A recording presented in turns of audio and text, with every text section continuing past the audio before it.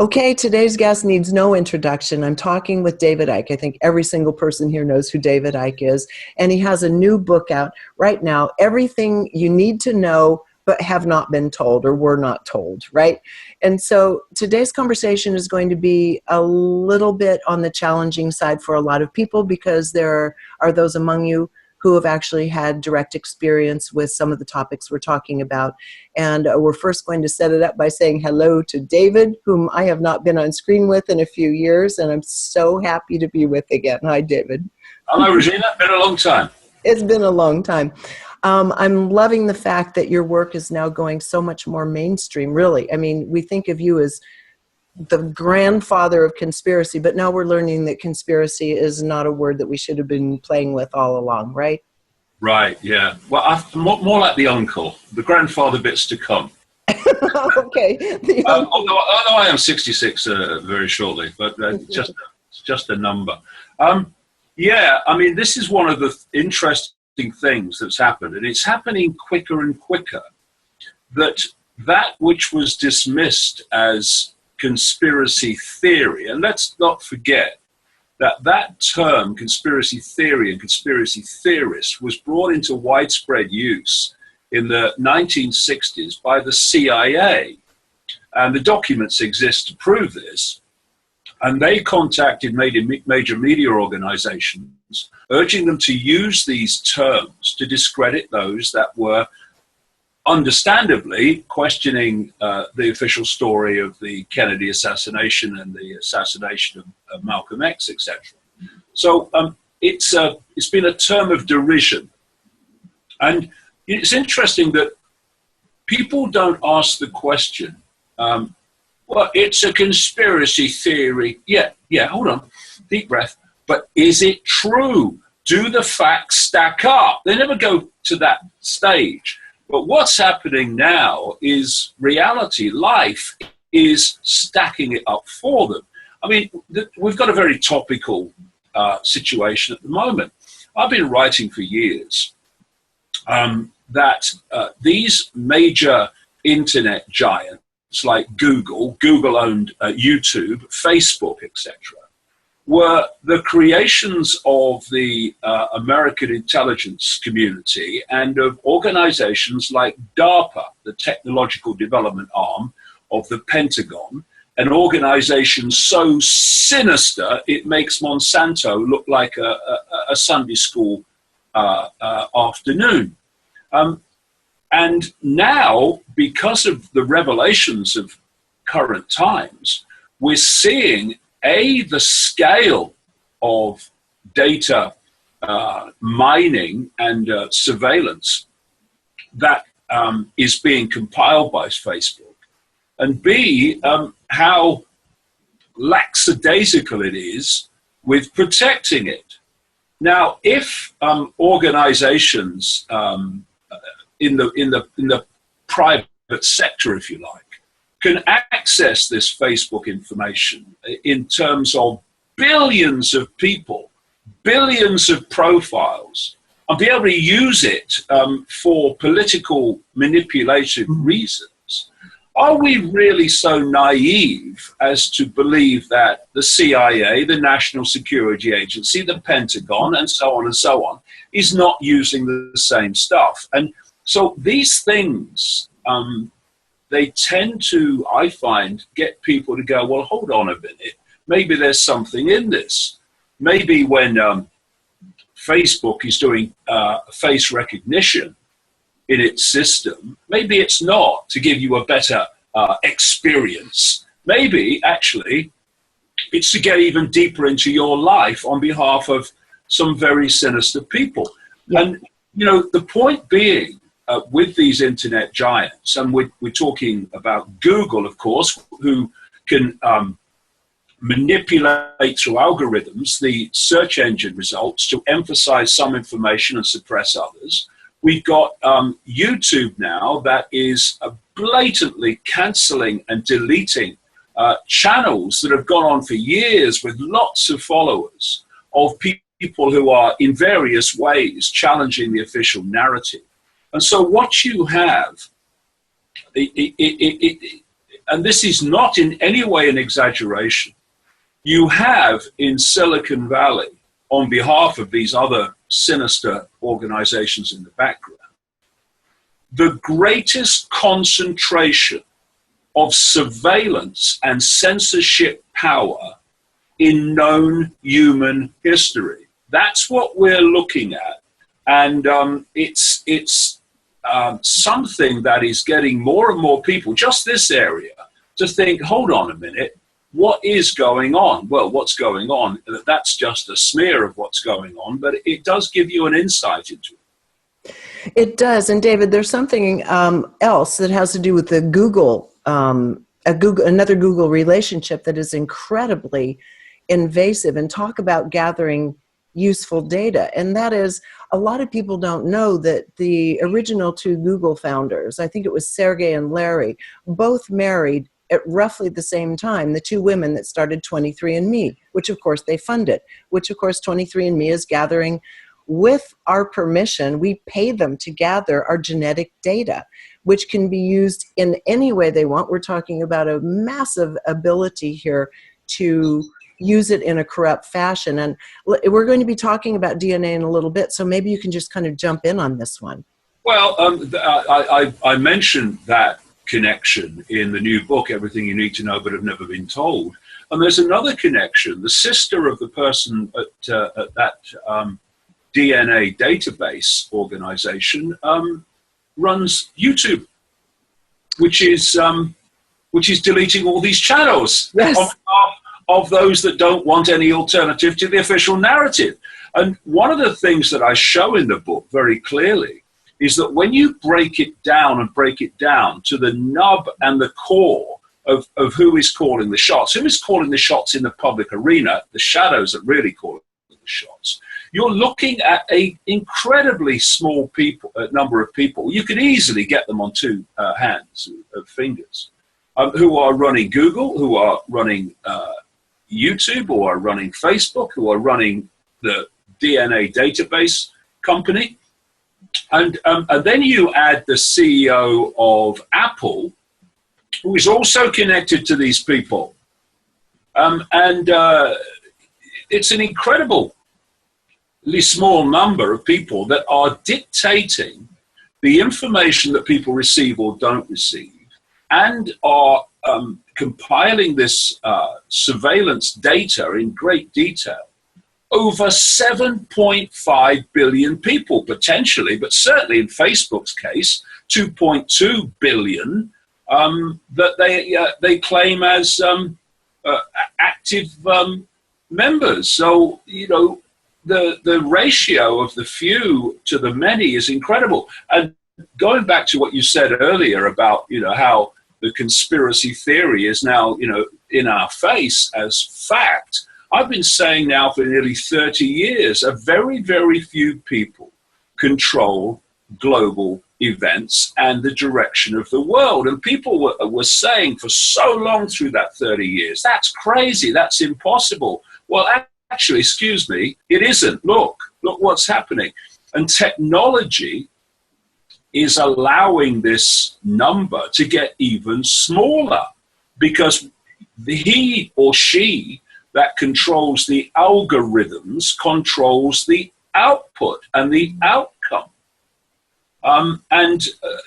You also have to look at this whole artificial intelligence agenda, which is basically in many ways, indeed more than many ways, the end game of all this, controlling the human mind via artificial intelligence, so that eventually, and not too far in the future according to their timescale, artificial intelligence becomes the human mind. And look at some of the companies that are at the forefront of that AI agenda. Google, right. Facebook.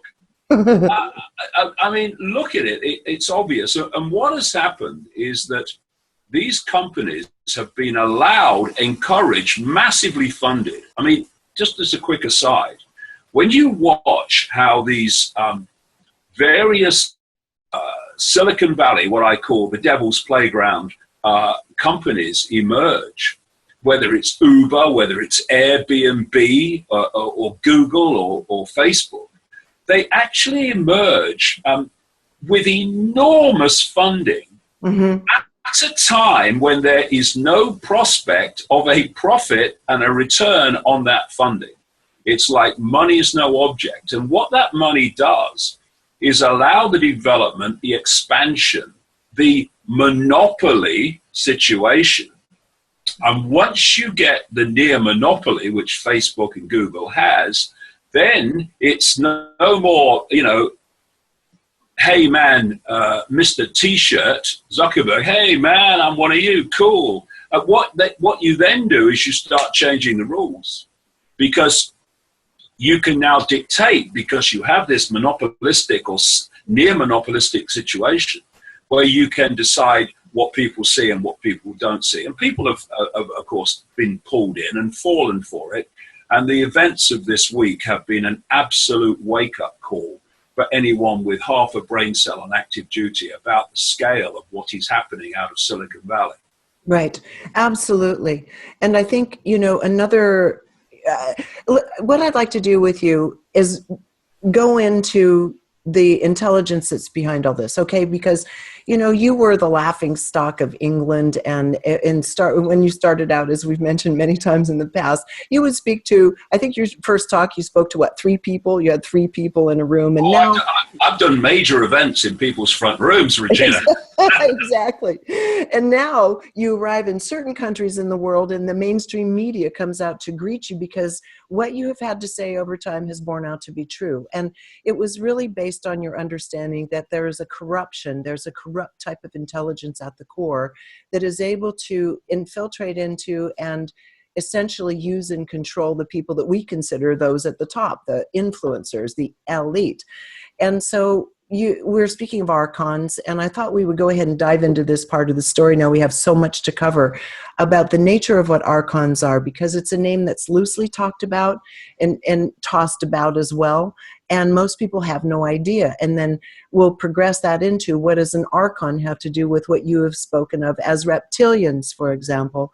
And I want to start this story for a reason at where you do in the book, at the original kind of flaw in the program, and discuss that for a moment, because there was an intelligence that was perpetuated in a flawed state. Well, I as I've researched over the years, over the decades, have looked for patterns and looked for common themes, because my perspective has been that if something is happening now, it's been happening a long time, because world events have not suddenly emerged in terms of this manipulation. This has been a very clear and a very long journey, well, in our perspective of time anyway, of the constant and incessant centralization of power, for instance, into fewer and fewer hands. So you start with a tribal situation where small tribes are deciding how they live their lives. The tribes were then brought together, lots of them, into what we call nations. Now a few people are dominating all the former tribes from the center of the nation. And then you have, as we have in Europe particularly, you have the nations brought together. So now a few people are dictating to all the nations. And that process has now reached the point that we've just discussed, where a handful of people in Silicon Valley have such incredible dominance over the population, the global population as a whole. You also look at the fact that through this period of what we call time, this timeline, people have come in and they've gone out. They've been born and they've died. They've been born and they've died, playing a part in pushing the world in this direction when there was no prospect that the outcome would happen in their lifetimes. Right. So you've got people coming in and out, people coming in and out, here today, gone tomorrow, people. Now, it occurred to me a long time ago, there has to be a common force, a common thread that links all this, that is always there. And as I traveled around the world and I talked to shamans and other people from ancient cultures. I've read their accounts. I've read the accounts of others of different cultures and their beliefs and what they talk about in terms of the history of the world and their culture. I've talked to endless people who are connected to the intelligence community and are what you might call insiders and whistleblowers today. And there is an extraordinary correlation between all of that. These ancient cultures, of course, call this common thread, shall we say, different names. Some, like the Gnostic people, call them archons. The Zulus call them Chitahuri. The Islamic belief system calls them jinn. Mm-hmm. So it goes on. But what you're looking at is the description of a non-human force, which ultimately is not in form, though it does take. That is an inverted distortion expression of consciousness. And if you're looking for a word in the human language that would describe it, though it hardly does, but it's the closest we can get, this consciousness is psychopathic. Another way of describing it is demonic from a more religious perspective. And this consciousness has sought to infiltrate human society, pull human consciousness into itself, so human consciousness becomes an outward expression of it.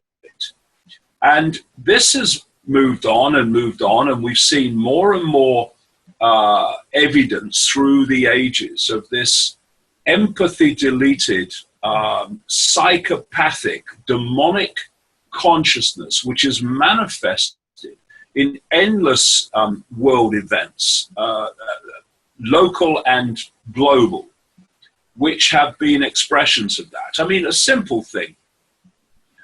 Bombing the innocent from the sky in Libya while claiming to be protecting them from violence. That is an expression of this psychopathic consciousness in control of that situation, allowing unbelievable numbers of people through the decades and centuries to die of hunger in a world of plenty.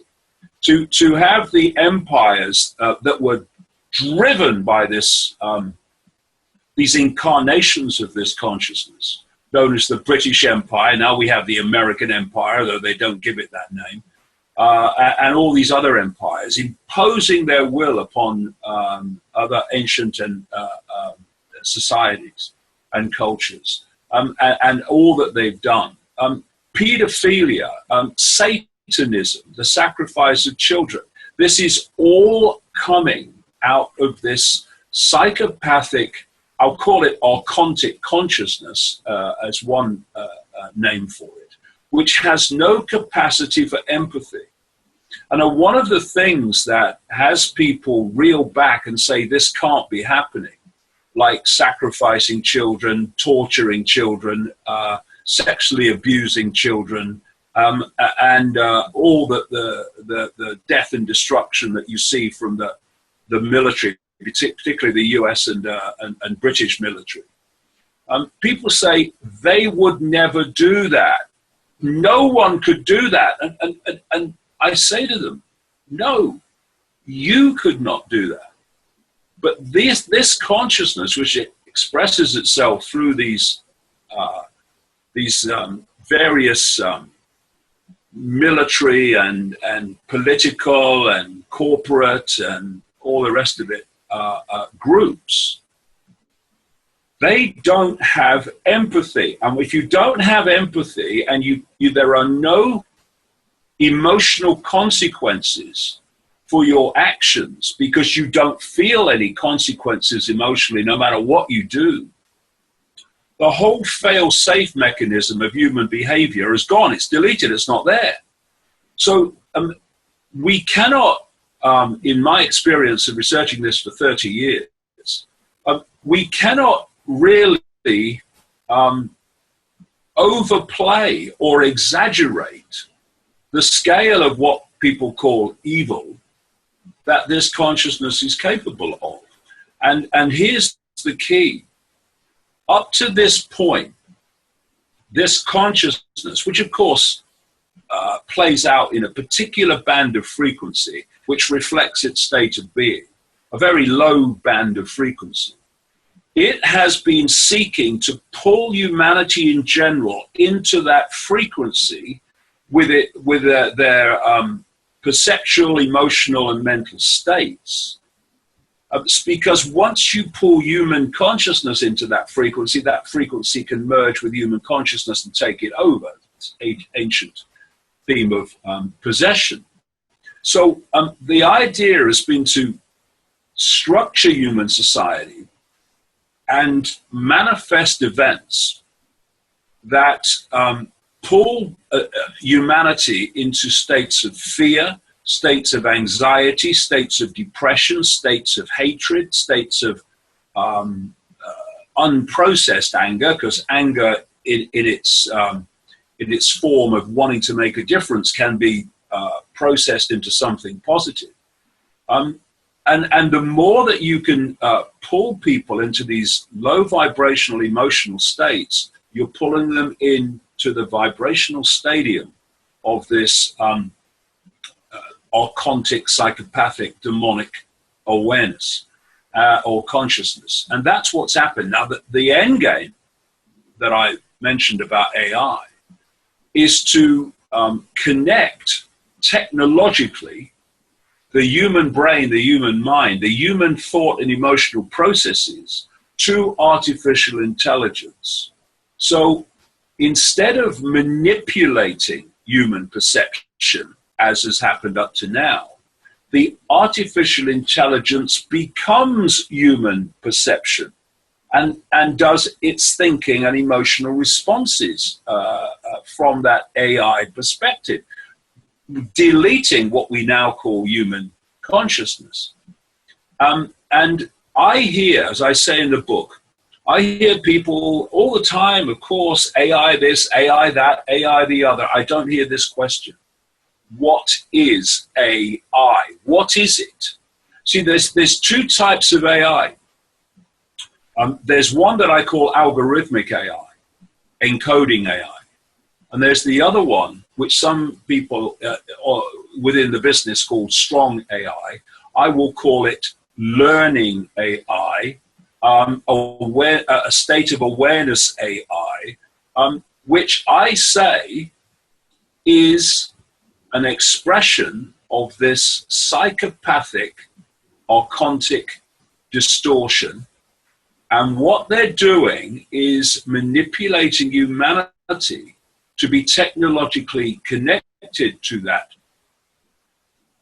demonic, archontic AI, so that that becomes every human thought, every human perception, every human emotion. That's where we are going so fast. And of course, the more they can pull people into cul-de-sacs of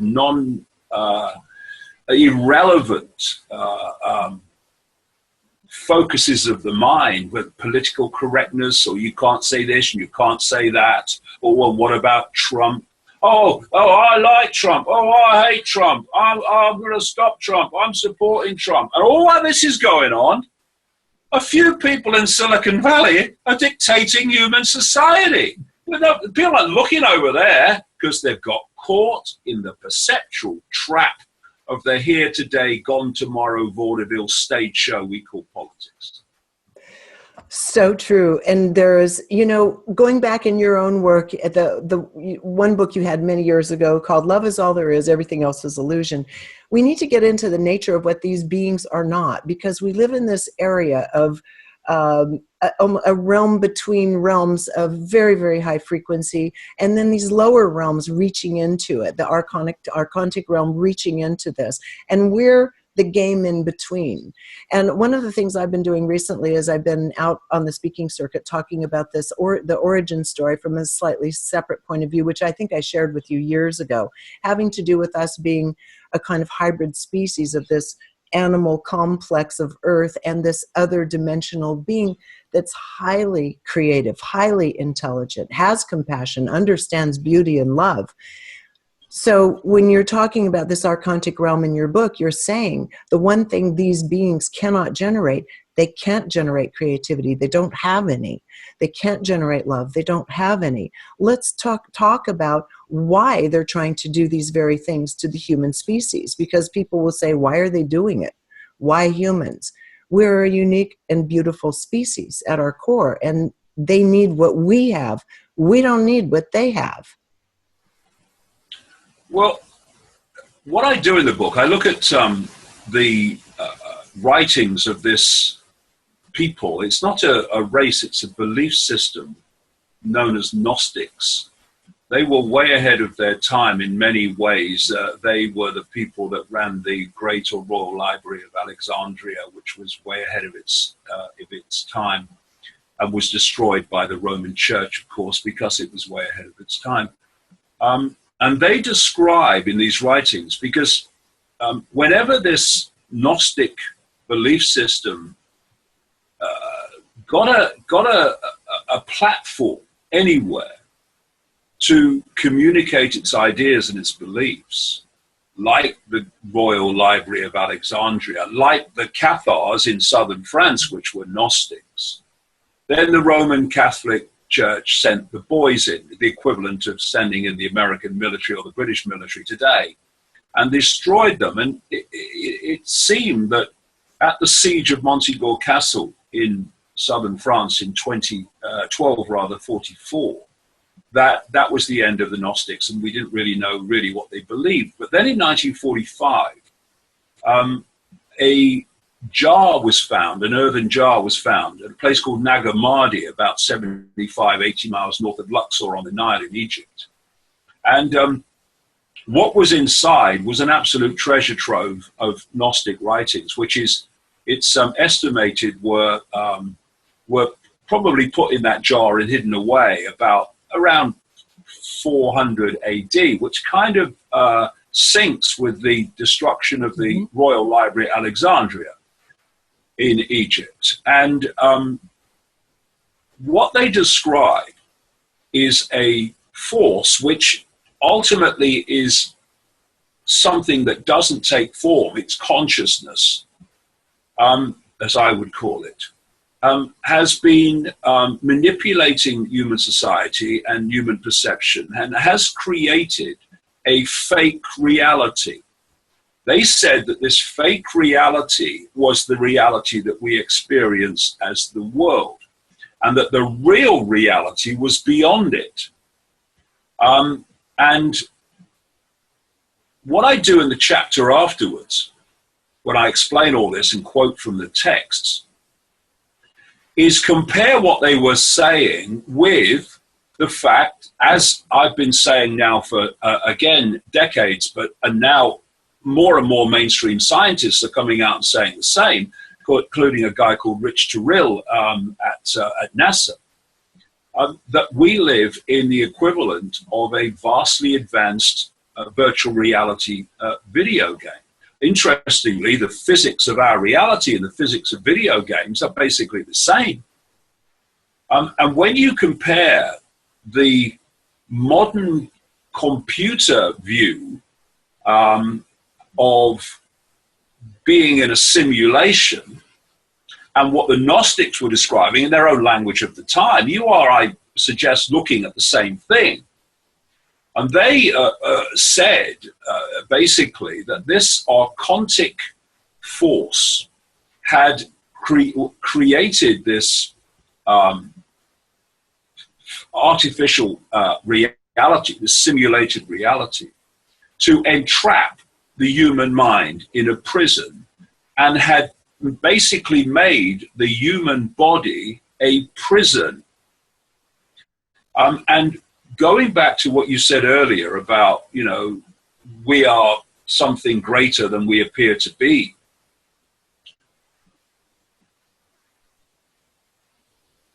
The human body, the human mind, the human brain, a better way of describing it, is a processor of information.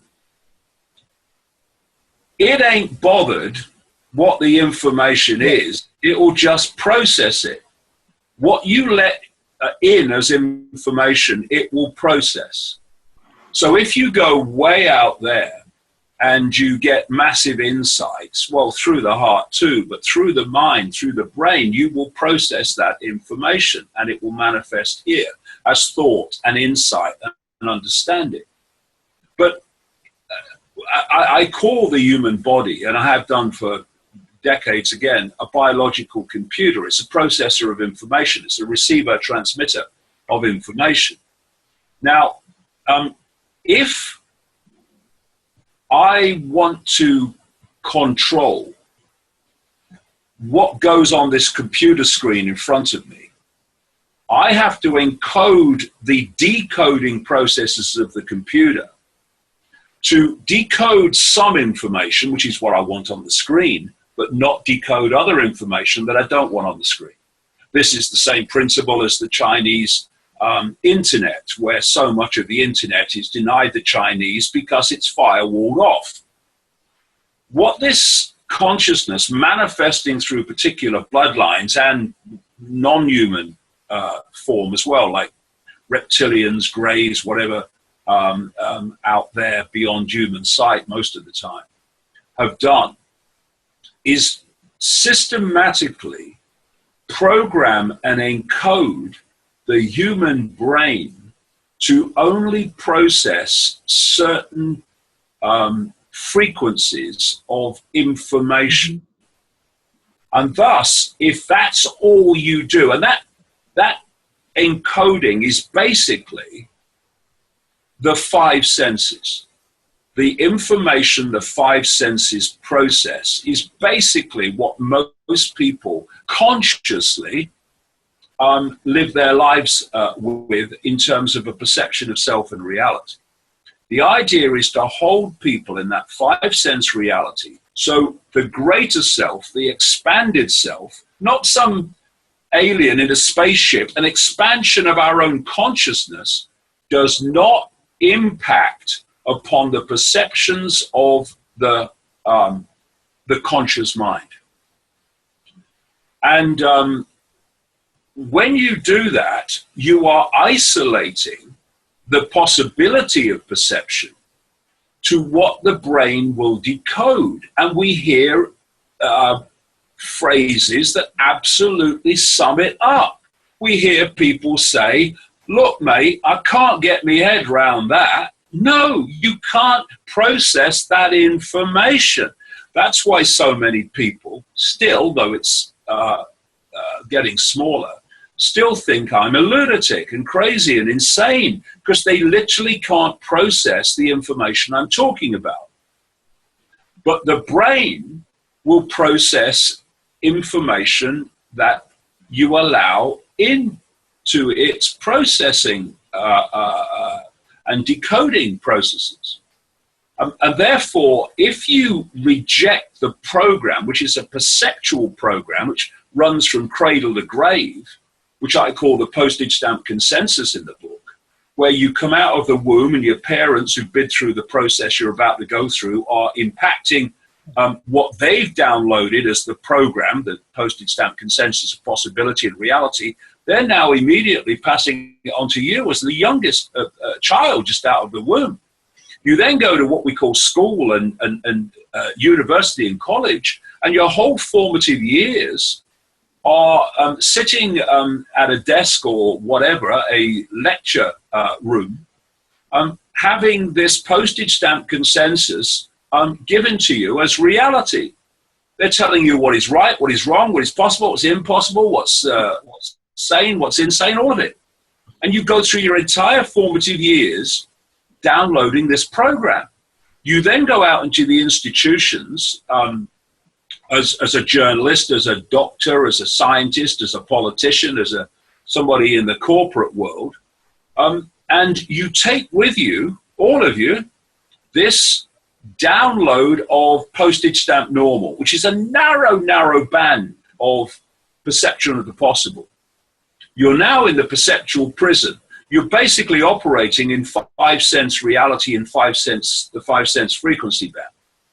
These institutions then confirm to each other that their postage stamp normal is how things are.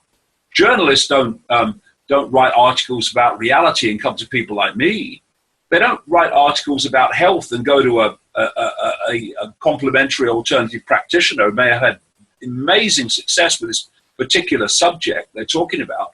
They will go to a scientist who will give them the song sheet version of reality, which is a nonsense, provably so.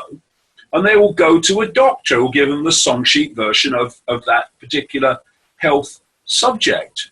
And then all the time, as you're going through this sausage machine, this programming machine from birth, from womb to cemetery, basically, you're having 24/7 now, the mainstream media are bombarding you with confirmation of this postage stamp consensus of possibility, because that's the point of that the mainstream media comes from, and I have to say the vast majority of the alternative media, yes, in terms of possibility and the world. Then you have peer pressure. All the people around you who've been through this programming operation and bought it, then jump on you if you have the audacity to question it. You look at politics. Oh, politics, we've got choice. Yeah. Do you want someone slightly on the left of the postage stamp or slightly on the right of the postage stamp or someone in the middle of the postage stamp? That's politics. Science is on the postage stamp. Medicine's on the postage stamp. The media's on the postage stamp. And when you step off it and say, up yours, darling, I'm out of here, you realize the extraordinary amount of information that lies in wait for you once you are in a position where you reject the intimidation to conform to the postage stamp. And then you go, whoa, so that's what's happening. And so the whole idea is to focus perception within a frequency band, and this postage stamp consensus is that focus of perception. I can't. It's not possible. The world is solid. I'm just, I'm just born 70 years and 10, and then I disappear into nothingness. I mean, all this stuff. Or some God is dictating, and you must do what this man in a frock says because he knows what God wants you to do, and all that stuff. It's all part of the postage stamp programming, and what is happening now, what people call awakening, is that people are stepping off the postage stamp and they're saying, okay, this is what I've been told is reality. Let's see if it stands up. And you're only a few steps off the postage stamp before you say, what a load of crap that we've been believing up to this point. It's a hoax. It's all a hoax. Politics is a hoax. Science is a hoax. Medicine is a hoax. Journalism is a hoax. It's all a hoax. And this is the awakening. People are awakening not to something new, but awakening to who they've always been. But this hoax has shielded them from remembering and from understanding. And that's what the awakening is.